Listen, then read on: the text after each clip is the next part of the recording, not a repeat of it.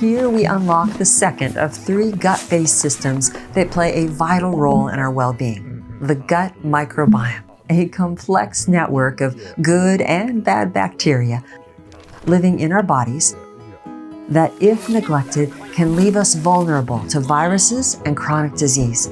This puts you at the forefront of science, the cutting edge of human biology.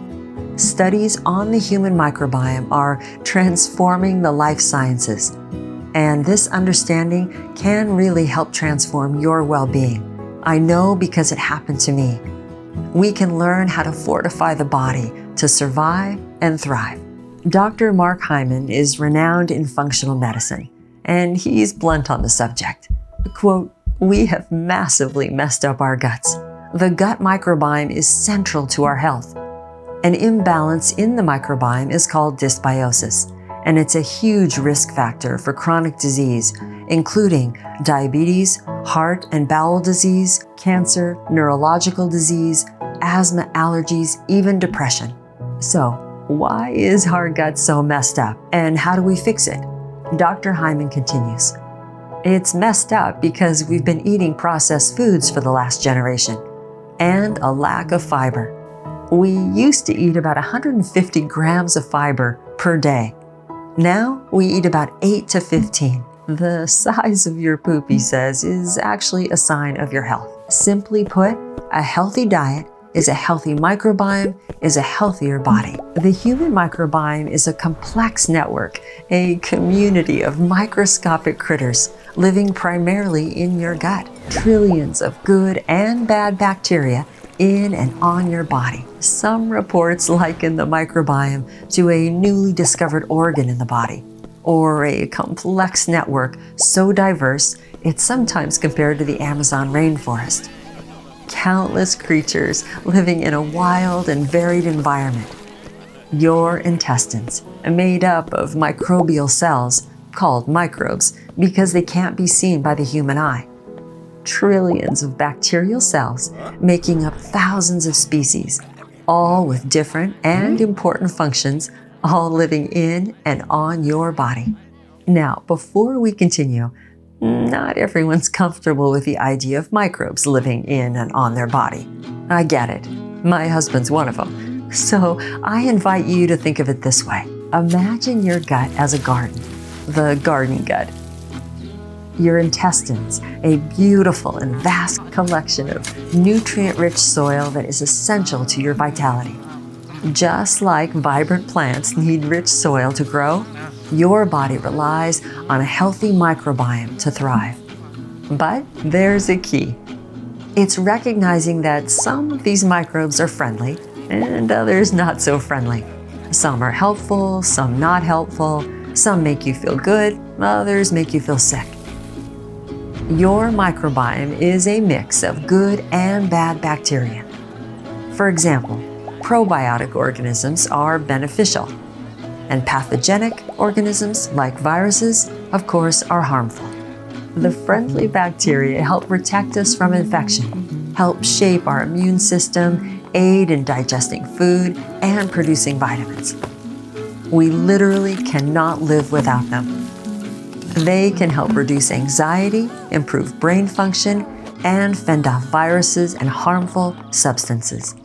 If the not-so-friendly bacteria in your gut overpopulate, take over the friendly bacteria, you're thrown out of balance.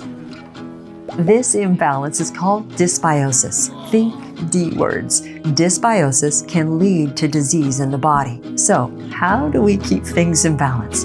One critical way is through the food that we eat. If we imagine our gut is a garden of nutrient-rich soil, imagine food as the organic fertilizer. Garden gut, food, fertilizer. I call this mulching the microbiome. Imagine tending to a garden. The more organic compost you add to the soil, the richer it is and the more vibrant and healthy your plants grow. In the same way, the more you feed the microbes living in your gut nutrient-rich food, the healthier and happier they are. And you are. Gardeners call adding rich soil to the compost mulching. So I call feeding nutrient-rich foods to our microbiome mulching the microbiome. Okay, back to science. From the New England Journal of Medicine, a trusted and leading source of medical science throughout the world, gut microbiota dysbiosis, imbalances in the composition and function of intestinal microbes, is associated with diseases ranging from localized GI disorders to neurological, respiratory, metabolic, hepatic, and cardiovascular illnesses. Gut microbial species are being explored in the field of oncology, cancer, and efforts have focused on human gut microbial species in inflammatory disorders. Studies suggest that microbial function can improve metabolism. Evidence links dysbiosis, imbalance of the gut microbiome, with disease manifestation. Okay, that's a mouthful, but I just wanted you to hear from the experts how important this is. To feel well, we want to balance feeding the friendly microbes in our gut and starve the unfriendly. This is the guiding principle of our cooking together. Why we want to cook well to feel well. You got this. We can do this together. We are empowered in our well-being. Again, from our trusted friends at the New England Journal of Medicine. On the basis of studies in both animals and humans, dietary intake appears to be a major short-term and long-term regulator of structure and function of gut microbiota. Studies show that the energy restriction, eating less, and diets rich in fiber and vegetables are associated with gut microbial changes that in turn are associated with health benefits. Okay, another mouthful, but simply and candidly, it's saying that getting your diet right is critical to your health. And I believe we are empowered to do this. I know because it happened to me. In this course, we cook for a healthy microbiome, which is to feed a wide variety of the good microbes living in our gut, vital to our well-being, and at the same time, starve the bad microbes. Starve them from sugars, harmful additives and preservatives, hydrogenated oils, all that contribute to inflammation and disease. Together, we cook nutrient-rich plants, proteins, and healthy fats that are satisfying and taste delicious, and help you feel vibrant, healthy, less feeling inflamed, sick, and sluggish. There's a relationship between what we eat and how we feel. And now you know why.